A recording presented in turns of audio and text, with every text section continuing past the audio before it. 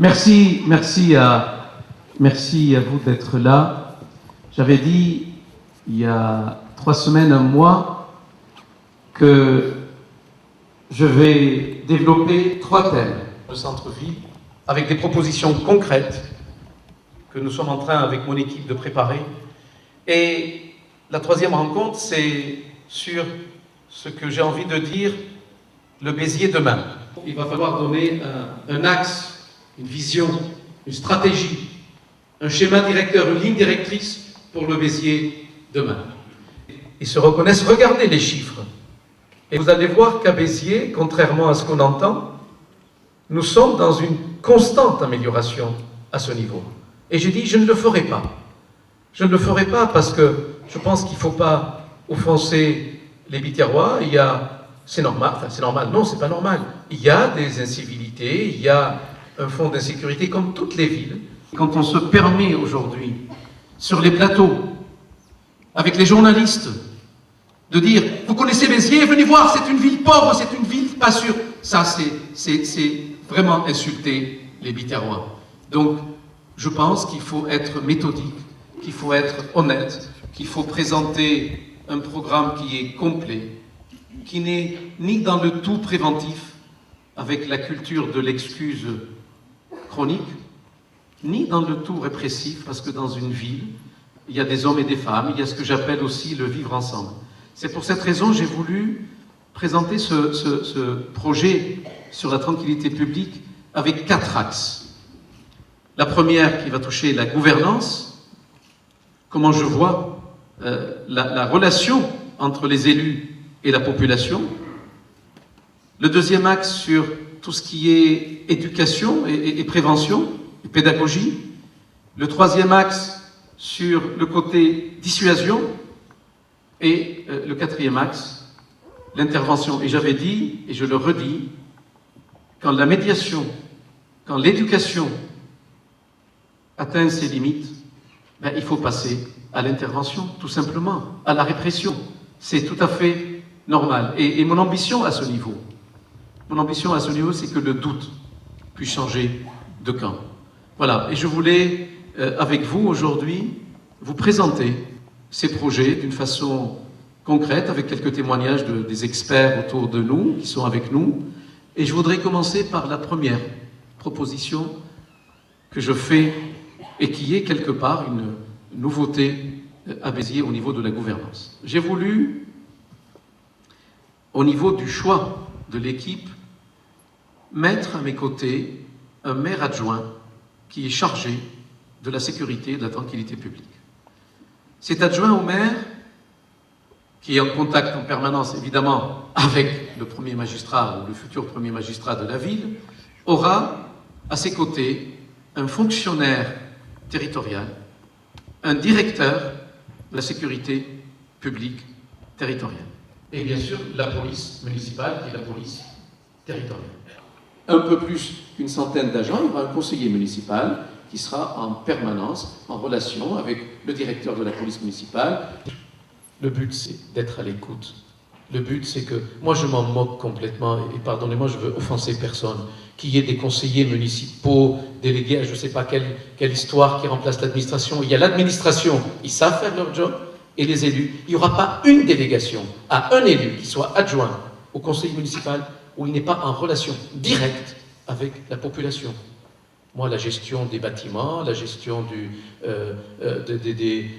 tout ce qui est administratif, ce n'est pas le rôle d'un élu. Un élu, bien sûr, il est là, il doit travailler avec l'administration, ce qui est quand même normal, mais il doit être en contact avec la population en permanence. Voilà la première proposition qui est toute nouvelle que je fais à ce niveau. On peut voir la deuxième, s'il vous plaît? Instaurer les jeudis du maire. Bon. J'ai commencé en tant que député, surtout donc la 2e législature, à faire ce qu'on appelle les jeudis du député. Et j'ai trouvé que c'était un succès fabuleux. Bien sûr, c'était le législateur, avec des thèmes, avec des sujets qui touchent le législateur. Et j'ai fait appel aux experts, aux techniciens dans tel ou tel domaine qui venaient rencontrer les Biterrois autour de cette thématique Avec ma suppléante, on en a fait déjà tous les jeudis depuis 3-4 rencontres, et c'était un succès. Et j'ai toujours été interpellé par ce qui se passe à... Pardonnez-moi, je vais donner un exemple. À Meaux, une ville que je connais parce que j'ai été à plusieurs reprises. Il s'appelle le maire, tout le monde sait comment il s'appelle le maire. On n'est pas là pour faire la promotion de l'autre maire, on va faire ma promotion. Voilà. Bon. Et j'étais toujours interrogatif sur les résultats des élections. Et puis j'ai posé la question, vu la proximité que j'ai avec cet homme, et il m'a invité. Il m'a dit, il faut que tu viennes voir ce que je fais les vendredis, tous les vendredis. Il a délégué, bien sûr, à ses adjoints, et, vous connaissez, il est tellement pris avec la politique nationale, et je suis allé l'accompagner un vendredi. Il le fait tous les vendredis pendant 1h30. Il appelle son directeur général des services, son directeur général des services techniques, son directeur des cabinets, une dizaine d'élus. Il fait ce qu'il appelle, lui, le zonage politique. C'est quoi le zonage politique? Il prend un territoire, une rue, un commerce, un local associatif, bien sûr, les services qui appellent, et il informe toute la population. Le maire est là, il est en contact direct avec vous. Toutes les semaines, 1h, 1h30, toutes les semaines. Et là, ils sont là, comme vous, voilà, monsieur le maire, vous notez. Mais bien sûr, il y a parfois des propositions fantaisistes, c'est évident. Et là, il donne les arguments, les contre-arguments.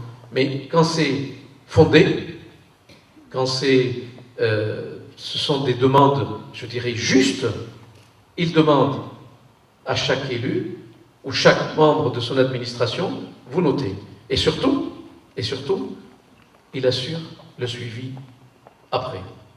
Et je trouve, honnêtement, c'est peut-être, je salue l'arrivée de peut-être du prochain maire de Montpellier aussi, mon cher Jacques, merci d'être là. Tu viens copier les propositions de Béziers, Jacques. Mais non, mais on t'autorise à le faire. Voilà, je parlais d'un homme que tu connais, ce qu'il faisait les vendredis, et je pense que tu es venu même une fois avec nous pour voir ça. Et je pense, honnêtement, moi j'étais en contact avec, il n'est plus député aujourd'hui, il était avec nous, qui me disait, tu sais, Elie, quelle est la définition d'un bon maire? Non, vas-y, c'est quoi? Il m'a dit, c'est un maire qui ne reçoit jamais son bureau. Je ne sais pas si Chaban Delmas disait ça, mon cher André, ou il est André Burgos. Il est là. Il ne disait pas ça, Chaban. Mais bon, il le faisait. Il me dit, ah bon, pourquoi? Il me dit, parce qu'un maire qui ne reçoit pas, c'est un maire qui est au courant de tous les problèmes. Bien sûr, c'est un schéma. Évidemment, c'est un cliché. Ça ne se passe pas comme ça. Mais ce cliché et ce symbole est tellement fort que je pense qu'il faut trouver une nouvelle forme de gouvernance. En tout cas, je peux vous assurer, c'est mon ambition. Et je pense que dans la vie, il y a des preuves.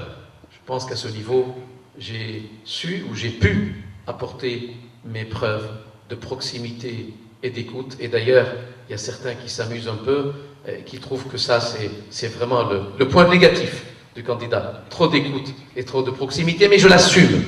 Je l'assume et je voudrais, et je prends un engagement ferme avec vous, mes amis d'abord ici, avec les Biterrois demain et après-demain, que je le ferai systématiquement et d'une façon académique.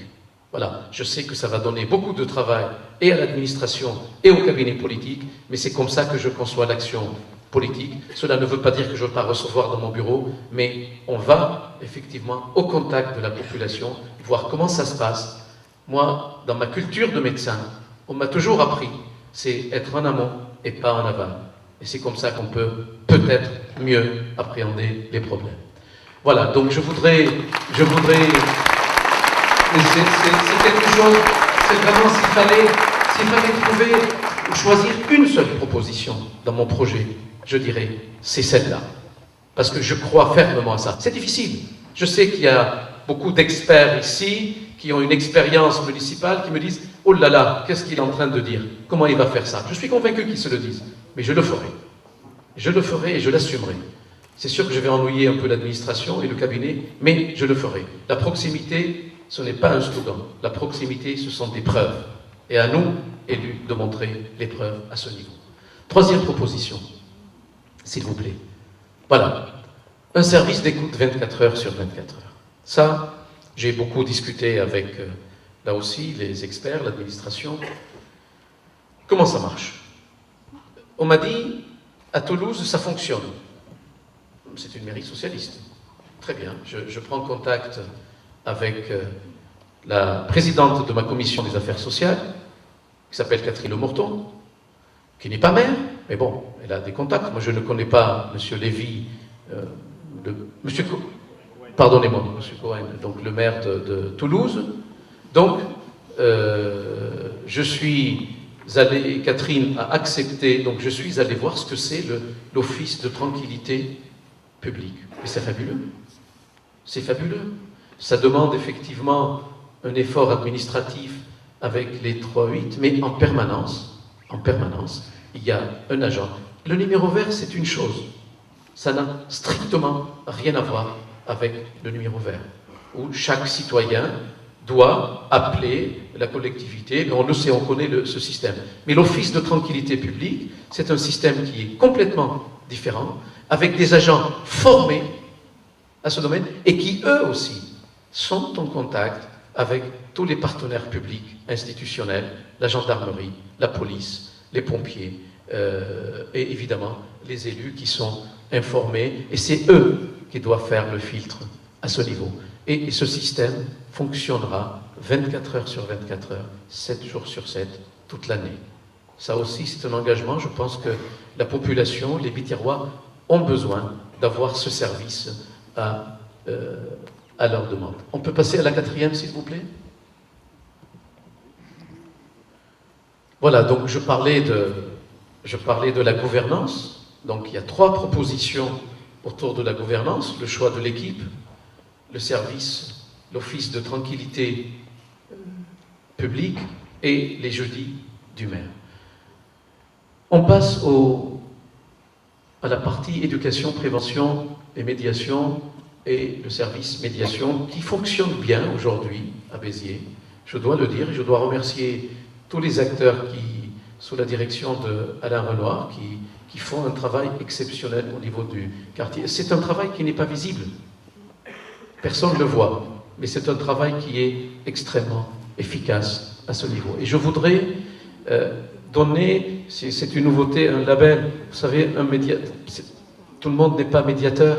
Il y a une formation, il y a une expertise, il y a une spécialité. On ne peut pas engager des agents pour dire voilà, vous êtes médiateur, vous allez solutionner ce problème. Ça ne se passe pas comme ça. Et je voudrais qu'ils puissent avoir, et c'est un jeu de mots, un CAP sur le CAP courtoisie, assistance et protection. Et je voudrais aller un peu plus loin, parce que je ne vais pas vous développer le rôle du service médiation et ce que j'appelle l'irrigation territoriale des médiateurs, mais parler de quelque chose de nouveau concernant les parents d'élèves et les élèves en difficulté. Aujourd'hui, on a commencé un peu à le faire, mais ce n'est pas encore institutionnalisé. Il y a des élèves en difficulté, il y a parfois des incivilités liées à ce niveau. On sait très bien qu'il y a, et pardonnez-moi pour les profs qui sont là, qu'il y a une barrière aujourd'hui entre l'éducation nationale d'un côté et tout ce qui se passe par la suite, même si au niveau des conseils pédagogiques, les profs essayent Madame Septour, il essaye de voir comment ça se passe, avec qui et comment on peut aller plus loin, mais ça, c'est pas tout à fait ça. Mais parce que je vois qu'il y a des profs et je te vois. Il y a M. Ferrer qui est à côté aussi, donc je le salue. Donc, là, je voudrais que la collectivité territoriale puisse s'impliquer même un peu plus à ce niveau. Donc, je sais que les médiateurs ont commencé ce travail. J'ai demandé à une prof qui est là, Natacha Pierre, qui est prof des écoles, de me faire c'est comme ça qu'on dit, prof des écoles? Pas comme ça? Professeur tout court. Bon, qui est professeur tout court, de nous faire un témoignage à ce niveau, comment les choses se passent. Donc tu peux venir si tu veux, et tu peux nous parler un peu de cette expérience de relais parents et Carrefour des parents, qui sont, juste je précise, qui sont des parents volontaires. Il Il n'y a pas de rémunération à ce niveau. Et là aussi, je suis allé voir, non, je ne suis pas allé voir, je me suis renseigné au niveau de certaines villes qui l'appliquent et ça marche très bien. Donc je te laisse le micro. Merci Elie. Alors effectivement, les relais parents, ce sont des parents qui veulent s'investir dans la cité et pour leurs enfants à travers l'école et veulent participer à cette convention qui pourrait être mise en place entre la mairie et l'éducation nationale, c'est-à-dire travailler pour protéger les enfants. L'absentéisme, c'est une mise en danger d'un enfant et c'est aussi la porte ouverte vers l'incivilité ou la délinquance. Et puis c'est aussi la répression, la prévention, la répression et la concertation pour travailler ensemble, pour que les parents restent maîtres de l'éducation de leurs enfants, de la protection qu'ils doivent leur apporter et du respect de la vie dans une cité, le respect du citoyen qui ne doit plus avoir peur, être gêné par des comportements agressifs, impolis, vulgaires parfois, ou même violents. Et donc il y a énormément de choses à faire, il y a des choses qui se font. Et l'année prochaine, il y a la refondation de l'école qui arrive à Béziers. Et là, c'est un lourd chantier. C'est les écoles. Et les écoles, c'est important parce que les enfants en danger et les enfants qui sont sur des voies d'incivilité ou de délinquance, c'est pas toujours des adolescents, c'est aussi parfois encore des enfants, des jeunes, de très jeunes enfants. Voilà.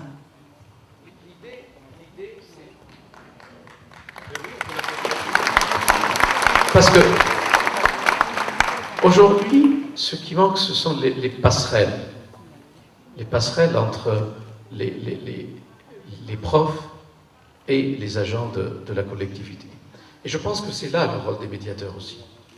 C'est de détecter les points chauds à l'extérieur, d'informer par le biais de cette convention l'école, et vice-versa. Quand il y a des profs qui sont au courant de l'absentéisme scolaire, du comportement de l'enfant, tout ce qui se passe dans leur quotidien, ils peuvent, à leur tour, informer les médiateurs. Il faut que ce soit un aller-retour à ce niveau. Et c'est quelque chose, on a commencé à le faire, mais je pense qu'il faut aller un peu plus loin et surtout l'officialiser avec une convention avec l'éducation nationale. Merci beaucoup, Natacha. Merci. La 5e proposition, voilà, ça aussi, c'est une proposition qui me tient beaucoup à cœur et je remercie les amis qui sont à la direction de la police aujourd'hui, de la police municipale, qui m'ont aidé à travailler autour de ce sujet. Il ne faut pas confondre accompagnement des seniors et la brigade de soutien aux seniors. Parce que dans toutes les villes, et nous on le fait, les agents du CCAS accompagnent les seniors dans leur démarche.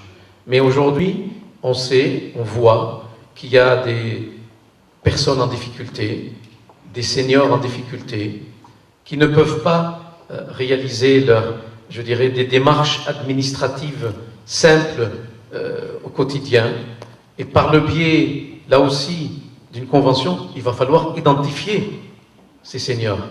Il va falloir les identifier. Et là, il y aura aussi des passerelles avec le centre communal d'action sociale, qui sont aussi informés de ce que j'appelle la cartographie humaine du 3e âge, et à côté d'une démarche de ce que j'appelle la main tendue par le service social, il y aura aussi des mains tendues, peut-être des mains un peu plus musclées là, avec des voitures adaptées et identifiées qui vont les accompagner dans certaines démarches du quotidien. J'ai rencontré tous les présidents des comités de quartier de Béziers, toujours pareil dans cette approche de brigade de soutien aux seniors, et je voulais voir avec eux comment on peut aller plus loin au niveau de ce qu'on appelait il y a 1 an et demi, 2 ans, les voisins vigilants. Parce que je voulais voir un peu quelle est leur réaction à ce niveau. Et j'étais surpris, D'ailleurs, les présidents de comité de quartier, ils ne sont pas tous en consanguinité politique avec moi. J'étais surpris de leur réaction en disant « On est demandeur, on veut ça ». Voilà, donc moi je pense qu'il là aussi, il faut faire ce qu'on appelle le zonage et l'ilotage, les termes techniques, avec une convention, ce que j'appelle, ce que j'ai envie d'appeler les voisins sereins. Donc la police municipale, et j'en parlerai tout à l'heure, la police municipale aura comme tâche aussi de pouvoir identifier tel ou tel quartier avec la convention que certains veulent faire avec la police territoriale et de dire voilà, on peut, ce qui nous permet ce qui va permettre à la police aussi de faire une rotation permanente jusqu'à 2 heures du matin où j'arrive, parce qu'aujourd'hui on s'arrête à 23 heures et c'est une proposition que je ferai par la suite à ce niveau.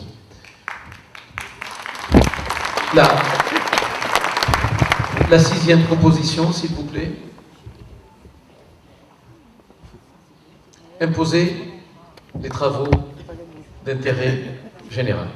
C'est la loi, j'invente rien, je n'ai rien inventé, c'est la loi, il faut juste savoir l'appliquer. Et la loi sera appliquée. Qu'est-ce qu'elle dit la loi? La loi de 2007, le rappel à l'ordre, c'est différent. Le rappel à l'ordre, c'est le maire, bien sûr, le maire adjoint qui est délégué aux affaires judiciaires, qui peut, en relation avec le procureur, en partenariat avec les partenaires institutionnels de l'État, et après un diagnostic précis de la police municipale, appeler effectivement les enfants, les parents, les citoyens, avec ce qu'on appelle un rappel à l'ordre. Et j'ai demandé à ce niveau un témoignage aussi, Maître Vendroy, qui a commencé à appliquer le rappel à l'ordre. Je vais lui laisser le micro. Et quand j'ai travaillé avec elle autour de ce sujet, je lui ai demandé d'aller un peu plus loin que le rappel à l'ordre. Parce que ça a donné des résultats, elle vous le dira. Mais je voudrais qu'on aille un peu plus loin, parce que je veux que la personne qui n'est pas en harmonie avec la loi puisse aussi être sanctionnée avec l'accord du procureur, avec l'information des juges, de la police nationale, de la police municipale, sur ce qu'on appelait avant les TIG, les travaux d'intérêt général. Et ça ne manque pas à Béziers. Je laisse le micro à Catherine. Oui, merci. Donc je ne vais pas vous faire un cours de procédure, rassurez-vous. Actuellement, depuis quelques mois, nous avons mis en place la procédure de rappel à l'ordre au niveau de la mairie, qui est un outil issu de cette loi de 2007, qui est un texte très dense sur la prévention de la délinquance, et qui est une réponse, si je pouvais caricaturer en quelques mots, quelques adjectifs, rapide, simple et solennel, à des actes d'incivilité. Alors, j'aime pas trop ce mot qui est un peu mièvre. Pour moi, ce sont des actes de délinquance, on va dire des délinquances légères, puisqu'on est ou en deçà ou au-delà de la ligne jaune, mais rarement au-dessus. Donc, quand on commet des actes répréhensibles, c'est de la délinquance. Et ce rappel à l'ordre est quand même, on le voit un petit peu maintenant avec le recul, très efficace pour la plupart des dossiers que nous avons eu à connaître, aussi bien pour des majeurs que pour des mineurs, puisqu'il y a un contrôle un petit peu a posteriori et on voit que ça porte ses fruits. Alors, ça c'est en train d'être mis en place. Elie souhaite que ce soit intensifié, je crois qu'il faut que ça le soit. Il faut que systématiquement, avec des périodes de plus en plus rapprochées, actuellement nous en faisons tous les 4 ou 5 semaines. C'est une fois par semaine. Ce sera comme la cour d'assises à Paris, on ne désiégera jamais. Il faudra l'intensifier. En plus, nous avons vraiment des dossiers qui sont issus de la police nationale, de la police municipale, bien entendu, qui est notre pourvoyeur d'élection, mais également du service médiation-prévention et de l'éducation nationale, puisque dans tout ce volet de rappel à l'ordre sont inclus tous les problèmes d'absentéisme scolaire, d'incidents aux abords des établissements scolaires, et on peut vraiment intervenir à ce niveau. Alors, cette procédure de rappel à l'ordre doit être intensifiée, plus fréquente, mais elle peut être jumelée, et ça ce sera une nouveauté, puisque ça n'existe pas pour l'instant, par ce volet aussi de la loi de 2007 qui institue la transaction. Alors ça c'est nouveau, mais ça va être mis en place, si tu le souhaites, de manière rapide, également assez simple. Et c'est un outil qui a l'intérêt d'être très pédagogique pour le contrevenant, puisque quand la personne va devoir mettre ses muscles à contribution pour aller balayer la voie publique ou aller effacer les tags qu'il aura portés sur les murs des établissements publics, il s'en souviendra. Ses muscles s'en souviendront et sa mémoire aussi. Et peut-être que placé une autre fois dans la même situation, il va hésiter à récidiver. Et c'est également très lisible pour nos concitoyens, puisque les concitoyens verront que la mairie se préoccupe de faire corriger les exactions causées au bâtiment public, parce que la transaction n'est valable ne s'applique que pour les dégradations causées au bâtiment public. Donc, ça, en 2 mots, ça se fera ainsi. On propose au contrevenant une transaction.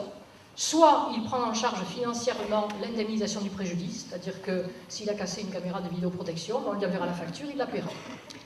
Ça, c'est le plus simple. Et c'est du gagnant-gagnant, si vous me permettez ce clin d'œil, pour la collectivité et pour les contribuables littéralement. Et si la personne n'a pas la possibilité financière de procéder à l'indemnisation du préjudice vis-à-vis de la commune, on lui proposera un travail d'intérêt général, un travail non rémunéré, qui consistera à aller faire tout un tas de choses. Il y a énormément de choses à faire sur le territoire de la commune. Voilà, donc c'est à la fois pédagogique et c'est excessivement lisible pour les citoyens. Ça n'existe pas, mais ce sera aisé à mettre en place. Et ça peut se combiner avec le rappel à l'ordre. Et ça sera mis en place très rapidement, parce que je pense que là aussi, cela fait partie de ces actions visibles, lisibles par nos citoyens. Lisibles. Il n'y a pas d'impunité, ce n'est pas vrai, c'est ça aujourd'hui qui agace nos citoyens. On peut aller à la 8e, s'il vous plaît. Voilà une proposition qui me tient beaucoup à cœur aussi. La police verte. C'est pas qu'ils sont habillés en vert. La législation ne le permet pas. Voilà. C'est dommage parce qu'on peut déposer une proposition de loi à ce niveau. Parce qu'on pourra au moins les identifier. Voilà. Je pense qu'aujourd'hui, ce qui agace aussi nos citoyens, nos concitoyens, c'est voilà, ce que vous voyez. C'est ce que j'appelle cette agression visuelle, ces incivilités visuelles. On ne peut pas me dire on ne peut rien faire. Bien sûr qu'il y a 2 étapes. Il y a l'étape de nettoyer, d'enlever, de gommer, tout ce que vous voulez, mais on ne peut pas rester en permanence avec l'impunité. Et là, il y aura une brigade spécialisée sur le développement durable, spécialisée, je précise bien, qui va faire des enquêtes. On ne peut pas, ne me dites pas que dans une rue, on ne peut pas savoir qui a mis le matelas, qui c'est qui a déménagé récemment. Donc, leur spécialité, leur spécificité est de pouvoir identifier les contrevenants et de verbaliser. Parce qu'on a le droit de verbaliser. Et il faut que le doute, comme j'ai dit, change de camp. Et à ce niveau, je serai intraitable. Et là, il faut donner aussi l'exemple au Biterrois. Le plan parabole. Les paraboles, c'est la liberté d'information, c'est encadré sur le plan judiciaire. Un maire ne peut pas dire dans une ville, j'interdis, je fais. Non, mais un maire, il peut dire, et je pense qu'on a fait même, on a voté un arrêté à ce niveau, que dans un secteur sauvegardé, on met en place un plan parabole. C'est qu'aujourd'hui, on ne peut pas demander aux propriétaires qui font des travaux l'impossible, avec les gardiens du temple qui sont les architectes bâtiments de France. On est là pour les ennuyer du matin au soir, et en face, juste à côté, on voit des choses juste pas possibles. Donc, le maire a le droit, l'autorisation. Je sais que Florence a travaillé à ce niveau. On a voté, je pense que c'était en 2010, et je sais qu'en janvier 2015, c'est un arrêté tous les 2 ans, qu'on doit revoir en janvier 2015. Là, à ce niveau, je serai pareil, intraitable. Je voudrais aller un peu plus vite, après la 9e, s'il vous plaît. La police municipale. C'est un sujet où il ne faut pas qu'on raconte n'importe quoi. Et je compte sur vous et sur vos relais et vos connaissances pour qu'on ne laisse pas les uns et les autres raconter n'importe quoi. Si demain, je viens dire au Biterrois, vous allez voter pour moi, je vais armer la police municipale de suite. Il y aura une conséquence immédiate. Ils sont tous au chômage. Je parle vrai? Presque. Ils sont tous au chômage. On ne peut pas armer la police municipale comme ça. Est-ce la question qu'il faut poser, est-ce qu'il faut armer la police municipale? Ma réponse est oui. Est-ce qu'il faut les armer n'importe comment et faire n'importe quoi? Ma réponse est non. Donc ce que je propose, c'est quoi? Aujourd'hui, et je le regrette pour des agents qui font un travail extraordinaire, qui ne sont pas toujours considérés, mais qui ne sont pas toujours considérés. Pourquoi? Parce qu'ils n'ont pas toujours les moyens d'intervention. Et ils le demandent. Les agents eux-mêmes le demandent. Ils demandent des moyens d'intervention. Moi, je disais quand on a inauguré la permanence, je ne veux pas qu'une police municipale de contravention. Je veux aussi une police municipale d'intervention. Et qu'est-ce qu'il faut faire? Il va falloir effectivement former cette police municipale. Il y a une formation technique, il y a une formation, il y a un examen médical, il y a des tests, et je voudrais qu'on le fasse progressivement. Et je prends aujourd'hui, vous savez qu'un policier municipal, c'est 35 000 € par an. Donc, ce que je propose, c'est d'engager 6 policiers municipaux tous les ans, et quand on regarde au bout du mandat, on aura doublé la police municipale. On arrivera à une centaine, voire 120 agents. Mais il faut d'abord les former. Et je propose une étape rapide, qui est plus simple, c'est de pouvoir donner à la police des moyens de type flashball ou les pistolets à impulsion électrique, progressivement, former les agents, en tout cas de la police municipale, progressivement assurer leur formation sur ce qu'on appelle les armes de catégorie 4 pour pouvoir les armer progressivement. Moi, je ne veux pas qu'il y ait des cow-boys, des shérifs en ville comme ça y est, je prends le revolver et j'y vais. Donc, je pense qu'il faut qu'il y ait une progressivité, ce que j'appelle la technique de palier, pour que, d'abord, qu'ils soient, eux, sûrs et que les Biterrois soient sûrs aussi. J'ai demandé, il y a un haut magistrat avec nous, François Mallet, j'ai demandé à François de nous parler un peu de la législation. Tu peux venir, François? Donc, avec cet aspect-là, parce que la police municipale ne peut pas remplacer la police nationale. Ce que la police nationale sait faire, la police municipale peut faire, la police municipale ne peut pas faire. Mais avec l'évolution de la société, avec le transfert de charges, avec la décentralisation progressive, on voit que les citoyens ont besoin d'être assurés. Et aujourd'hui, avec la configuration actuelle, malgré toute la bonne volonté, et je salue tous les agents à ce niveau, ils ne sont pas rassurés. Mais donc, il va falloir trouver des solutions. Je laisse le micro à François Mallet. Merci, Élie. Je voudrais d'abord souligner que ce que tu viens de dire met le doigt sur une difficulté majeure. On sait tous que la sécurité, au départ, est une mission régalienne de l'État.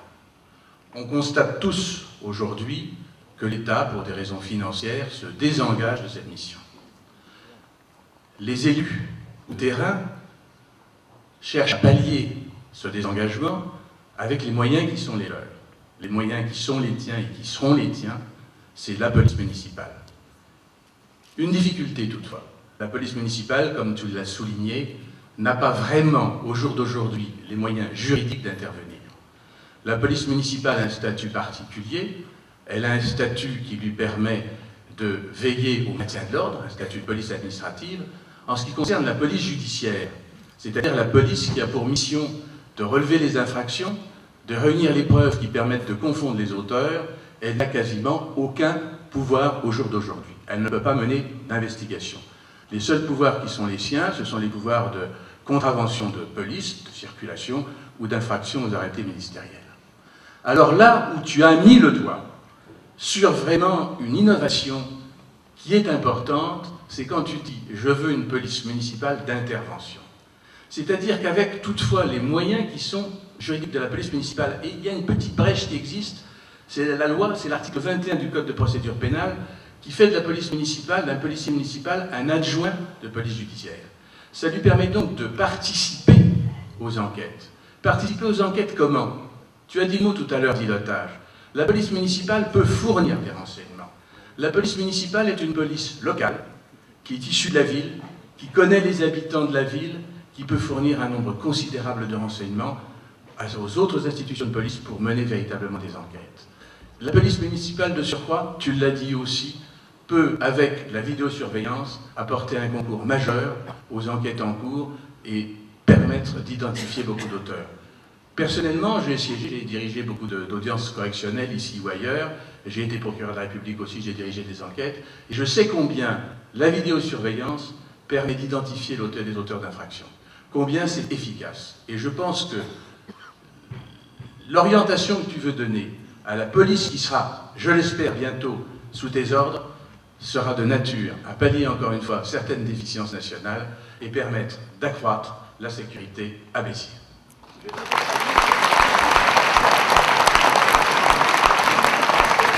C'est juste, je ne sais pas pallier, mais en tout cas, une vraie complémentarité avec la police nationale. C'est comme ça que ça marche. Aujourd'hui, nos citoyens sont excédés quand ils voient un policier municipal qui fait son travail. Un policier municipal qui fait son travail. Une voiture mal garée, qui met un PV, mais il fait son travail. Sauf que celui qui est là et qui voit des dysfonctionnements juste en face, à côté, et qui dit au policier, mais d'accord, ok, j'ai fauté, je suis dans la faute, mais allez, regardez ce qu'il fait l'autre là-bas. Mais ça, c'est pas possible. C'est pas possible. Ça crée un climat qui n'est pas sain, et je ne veux pas de climat malsain à Béziers. Voilà. Merci François. La dernière proposition, et je voudrais vous demander, là aussi il y a eu un drame, vous savez, mes attachements, j'ai beaucoup travaillé aussi avec des propositions de loi avec les pompiers. Donc on a été touché par un drame il y a quelques jours. 2 pompiers nous ont quittés. En tout cas, c'est vraiment, je ne sais pas s'il y a des pompiers volontaires ou professionnels dans la salle, je les salue. J'ai appelé le commandant Bonafous et j'ai travaillé avec eux autour de cette proposition.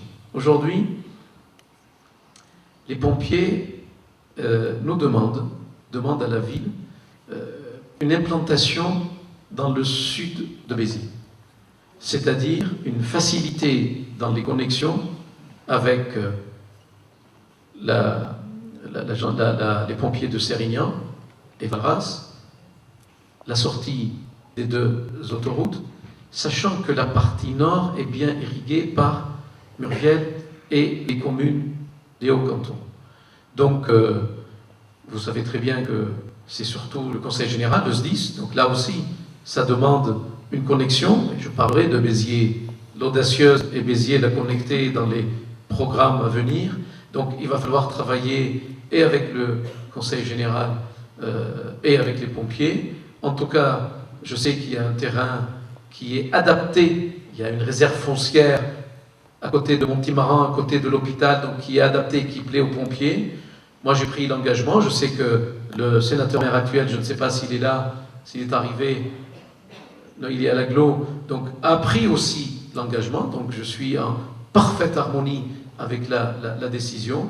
La ville offrira ce terrain aux pompiers, et après, les pompiers, bien sûr, ce sont des passerelles avec le Conseil général et le financement pour construire cette caserne. Sachant que la caserne des pompiers, qui est aujourd'hui donc à côté du Conseil général, juste en face du Conseil général, ce bâtiment appartient à la ville. Et je suis en train de réfléchir, donc bien sûr, il va falloir d'abord construire la caserne, installer les pompiers, assurer le maillage territorial dans le sud du Biterrois, et nous verrons par la suite les projets qu'on peut envisager au niveau de la caserne, la future ex-caserne actuelle. Voilà. Donc là aussi, je voudrais participer à la création d'une école de jeunes sapeurs-pompiers sur Béziers. C'est une demande donc, qui est faite.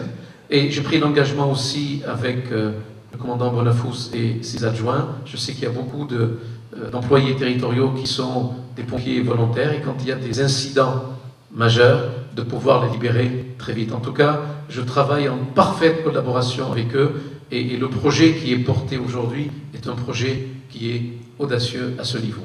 Voilà, mes chers amis, j'ai voulu être complet, j'espère, dans un programme qui n'est pas ni dans le tout préventif, comme font nos collègues socialistes, Taubira, l'excuse chronique, ni non plus les cow-boys et les shérifs autoproclamés. Aujourd'hui, il faut dire la vérité au terroir. Il faut être responsable. Il faut être responsable. Moi, je ne ferai pas une campagne qui tourne autour de la peur. Je ne raconte pas n'importe quoi aux journalistes. Je ne veux pas attiser les peurs. Est-ce qu'il y a un problème? Oui. Est-ce qu'on a des solutions? Oui. Et il va falloir les appliquer très vite. Et à côté de ça, on ne peut pas être élu premier magistrat ou élu maire dans une commune en parlant que de ça. Je ne parlerai pas que de ça. J'ai parlé de ça. Mes propositions sont là. Je vous donne rendez-vous dans 3 semaines, et par la suite 3-4 semaines, et par la suite dans 2 mois, pour parler de notre ville, de Béziers, cette ville qu'on aime beaucoup. Voilà. Merci à vous. Et je suis...